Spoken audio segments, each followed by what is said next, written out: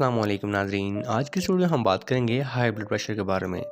दोस्तों सबसे पहले हम जान लेते हैं कि ब्लड प्रेशर होता क्या है। दोस्तों खून की नालियों के ऊपर जो दबाव पड़ता है उसको हम ब्लड प्रेशर कहते हैं, और जब ये दबाव एक मुनासिब मकदार से ज़्यादा बढ़ जाता है तो उसको हम हाई ब्लड प्रेशर कहते हैं। तो अब हम जान लेते हैं कि ब्लड प्रेशर होता किन वजूहात की वजह से है। नंबर 1 पर आएगा हाई साल्ट कंजप्शन। दोस्तों अगर आप बहुत ज़्यादा नमक का इस्तेमाल करते हैं तो इसकी वजह से भी आपको हाइपरटेंशन हो सकती है। दोस्तों नंबर 2 पर आएगा ओवरवेट। दोस्तों अगर आपका वेट बहुत ज़्यादा है तो इसकी वजह से भी आपको हाइपरटेंशन की बीमारी लग सकती है। नंबर 3 पर आएगा हार्मोनल इश्यूज़। काफ़ी सारे मर्द और औरतों में ऐसी वजूहत होती है जिनकी वजह से उनके हार्मोन जो हैं वो डिसबैलेंस हो जाते हैं, जिसकी वजह से भी वो हाइपरटेंशन का शिकार हो जाते हैं। नंबर 4 पर आएगा फैमिली हिस्ट्री। दोस्तों अगर किसी के वालिदैन को हाइपरटेंशन की बीमारी है तो उसमें से जो बच्चा पैदा होगा उसको भी हाइपरटेंशन होने के बहुत ज़्यादा चांसेस हो सकते हैं। नंबर 5 पर आएगा स्ट्रेस। दोस्तों अगर आप बहुत ज़्यादा परेशानी लेते हैं, टेंशन लेते हैं तो इसकी वजह से भी आपको हाइपरटेंशन हो सकती है।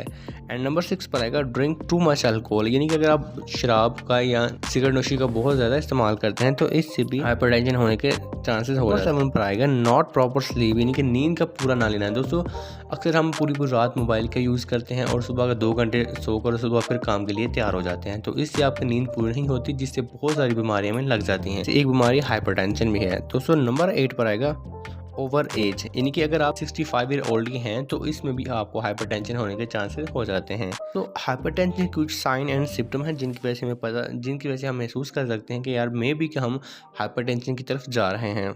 1 पर आएगा बहुत ज़्यादा हेडेक होना। तो अगर आपको सीवियर हेडेक होती है, सर में बहुत ज़्यादा दर्द होती है, शरीर किसी भी हिस्से में दर्द होती है, तो आपको अपना ब्लड प्रेशर चेक करवाना चाहिए। नंबर 2 पर आएगा नोज़ ब्लीड, नाक से खून का आना। दोस्तों अक्सर औक़ात ऐसा हो जाता है कि ब्लड प्रेशर जब बहुत ज़्यादा बढ़ जाता है तो नाक में मौजूद छोटी-छोटी ब्लड कैपिलरीज़ जो होती हैं, खून का प्रेशर जो बर्दाश्त नहीं कर पाती और वो फट जाती हैं, जिसकी वजह से हमें नोज़ ब्लीड हो सकता है।